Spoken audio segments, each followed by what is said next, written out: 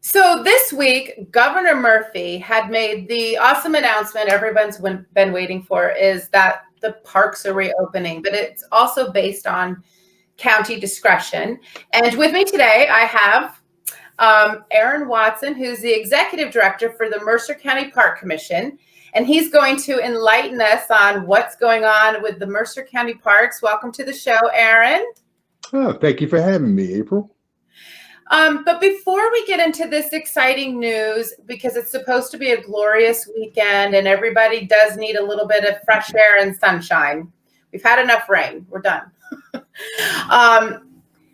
You, as the Park Commission, you guys are amazing. You run so many things, from campgrounds to paddle boats to ice skating rinks to equestrian centers to parks and trails, fishing, golfing. The list goes on, festival centers.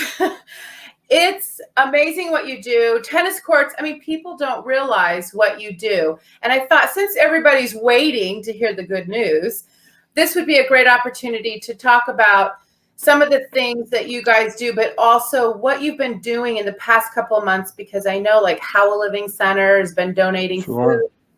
It's amazing. Tell us. Sure. Well, obviously, we are living in unprecedented times. We've never seen anything like this, April, and quite frankly, we are learning as we go along. We are very fortunate that the governor saw fit to reopen the parks, and quite frankly, that comes with its own set of challenges. But I'm telling you, we're so excited about the possibility of just getting people back into our park system. People are really looking for things to do. Obviously, people are experiencing some cabin fever, and you can't blame them. Only thing that we ask and only thing that we will insist on is that they respect social distancing, because in order for us to really stem this pandemic, we all have to do our part. And that's just so important. As for all the things you named, thank you. Yeah, we do a number of different things in the park system, and we are so happy about our diverse offerings, all the things that we're able to provide the taxpayers of Mercer County and others. But quite frankly, we're not going to be able to reopen everything, right? So even though the park system is open, it's not going to really allow us to offer a lot of the organized activities. The governor basically opened it for passive recreation and the golf courses. And of course, as you can imagine, we've probably gotten a lot of applause for that. But even that's going to have its challenges, quite frankly. And he's asked that we limit our participation to around 60%. And we're not even going to be able to get there, because he has also put a stipulation that we need to spread out the players in intervals of 16 minutes and have no more than two, unless they are, all family or their significant others or their caretakers. So for us, what that represents is probably just about a 33% probably usage of our golf courses. Typically, we'll get upwards of 595, 600 players a day. Right now, we're probably looking at just a fraction of that. So we're just excited to be able to have it offered. It's unfortunate we won't be able to let everyone play, but we're going to do our best to make certain that we're adhering strictly to the governor's edict. And I think that it's so important, and we couldn't agree more. Quite frankly, the county executive is very concerned about it. He was excited that we were able to reopen, but he wants to make certain that we're employing all means necessary to make sure that people are respecting the protocols. Yeah. And, this is a request. People, keep your distance, because it only takes a small few to shut it back down again. And then and it's not fair to everyone else. This is when you have to play nice in the playground. I got to tell you, April, my real concern, and I have to tell you this because the week before the governor issued his executive order, the parks were open. Even though organized activities were prohibited, we still were able to allow them to take advantage of the passive recreation. So one of the main concerns that we have is that while the organized activities are shut down, people are still flocking to our parks, right? And so that's a wonderful thing. I mean, that's what we want to see. We want to see people in our parks. We want to see them on our trails. The only thing that we can't differentiate is the social distancing piece. And so what I will tell you is the last Sunday before the governor issued his executive order, I happened to be out at the park, out at our boathouse, and there's a wide open field area there called Grandparents' Grove. And by the way, every parking spot was filled. And in Grandparents' Grove, which is this huge grassland area, there had to be like 300 to 400 people out there. Right. And of course, we wouldn't be too concerned with the sheer number. But the problem was we were seeing people in groups of 10 or 15. And so there's no way of us telling whether they are all family members or they're just friends. And I think the smart money would say is there are probably a lot of friends getting together. And that's a violation of the social protocol. You know what I mean? And so we want to make sure that people are employing social distancing. And quite frankly, for us, it's difficult to be able to enforce that because we can't have rangers literally going up harassing people, asking for identifications. So we need the public to really do their part because we want to keep these parks open. We want to make sure that they are respecting the executive order so that we can make sure that everyone is going to be safe and healthy moving forward. Yeah.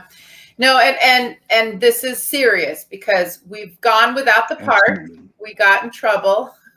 And now it's time to, we have a second chance at this. And so that being said, one of the things that I know will break a lot of little ones' hearts are your playgrounds. Yeah. It breaks my heart too because they get so much joy out of it. Unfortunately, the playgrounds will be closed. But it's just not, they're not unique though. I would tell you that because even for the adults, the tennis center, for instance, will be closed. The basketball courts will be closed down, right? All those areas where people can gather and violate the social distancing will in fact be closed. The governor said there will be no organized activity. While our marina will be open, right? It will be open. We will not be running boats. We will, however, permit fishing with proper social distancing. We'll permit people with private boats to be able to go out on the water to fish. You understand? But again, we will not be renting out any of our boats. And, it's just the new normal that we're living in, quite frankly. And, we're going to make sure that we're respecting the protocol. Yeah. Well, it's the new normal for now, and this too shall pass. But in order to keep this open, we just ask everyone, listen, behave yourselves, and pay attention because it's not it's serious. Yeah, absolutely. Yeah. So what did How a Living Farm do? What they've been up to with the food? Let me tell you something. We are so blessed to have this valuable asset, and by extension, Pete Watson, who's been with, How a Living History Farm, I think upwards of 30 plus years. We're so blessed to have that asset here in Mercer County. Under normal conditions, we would have 100,000 school kids out there a season, right? But as you well know, under these conditions, we can't do that. But it doesn't mean that we stop raising crops. And so we've had to raise the crops, and we've been out there doing that diligently. And as a result, we were able to provide much needed resources to food pantries. So we're donating flour, and we're donating potatoes, and we're donating corn. We're donating all the things that we can to try to help keep them afloat. And so it's really been a miraculous resource for the county, and we're just all trying to do our part. But, I got to tell you, April, even though the park system was closed down, it doesn't mean that everything stopped in its tracks. I mean, our rangers were out there patrolling our properties every day. Our wildlife folks were out there every day at the stables, making sure that we're taking care of our 37 horses. The wildlife center still accepted patients, and we were still dealing with the patients there. So everyone was doing their part, and they were really been stepping up. And I will tell you also that we've had employees that have just gone over and above, even though they weren't necessarily considered essential employees. They made certain that they came in to try to do their part to make sure that the Park Commission stays afloat, that our bills are getting paid, that our programming will be ready to happen when in fact we get the green light. And I just couldn't be more proud of them. I couldn't be more proud to be a part of that, to be part of this team. Yeah. Several comments have been made. This is the time when people shine. You see the worst and the best in people, and absolutely, and you're seeing the best, and and it just shows that people are passionate. You guys have and operate some fabulous services. So on your website, what's your website so people can find out, because you have a ton of parks for walking trails. I love the Lawrence Trail. That's awesome.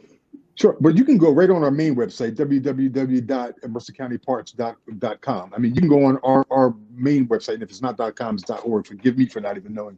But it's one of the two. You can obviously just Google it and get right to it. So what people need to know is, even though we've mentioned all these things that are closed, here are the things that are in fact open, right? So you can go to Baldpate Mountain, and be able to enjoy that. You can be able to go out to Roebling Park, and you're able to enjoy that. You can obviously go out to Mercer Meadows, which is spectacular, and go on, trail walks out there. You can go out to Mercer County Park. So you can go out to all these properties. What the governor has asked us to do with respect to the executive order is to try to limit the capacity of those areas, right? So you may ask, well, how do you do that? Well, it's difficult, right? But one of the things that we're trying to do is we're trying to limit the number of parking spots that we have out there. So if you got to Mercer County Park right now, 50% of every parking lot will be cordoned off so that there will be no parking. And obviously, we're going to be enforcing people that, that are going to be parking illegally, because we can't have that as well. And again, we're just asking everyone to do their part. We know they're anxious to get out there. We want you out there, right? But we want to make sure that we're doing all that we need to do to stay healthy. Yes. Well, thank you so much for coming on to the show last minute. This has been great. And everyone, please do your part. We got to keep these parks open because I need it. I don't care about you. No, I'm just kidding. But no, we all need it. So thank you so much. I know you guys have been working really hard. So my hat's off to you guys. You're a great team and you do a lot. And the website information is right here. So go on and go explore Mercer County. So in ending, just let me say, April, I want to first thank you for having me. You've always been so kind to Mercer County. You always support everything that we do, and I really appreciate that. And on behalf of the county executive, right, I want to let folks know we're doing everything possible we can do to bring quality programming back to Mercer County. We're going to introduce what we can when we can, and we look forward to seeing you all in our park system. So thank you so much for having me. You're welcome. All right.